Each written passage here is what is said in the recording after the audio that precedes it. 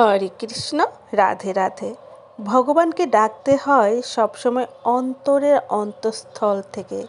শুধু যখন বিপদে পড়ব তখন না, সবসময় ভগবানকে ডাকতে হয়।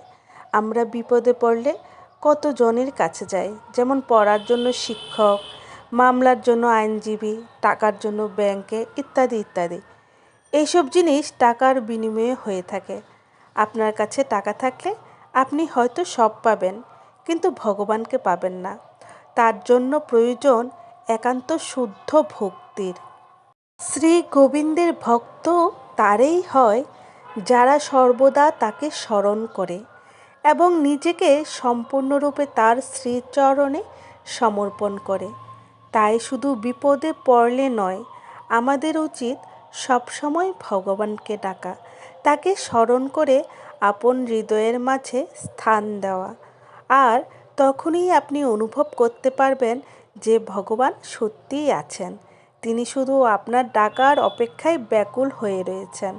হরে কৃষ্ণ। রাধে রাধে।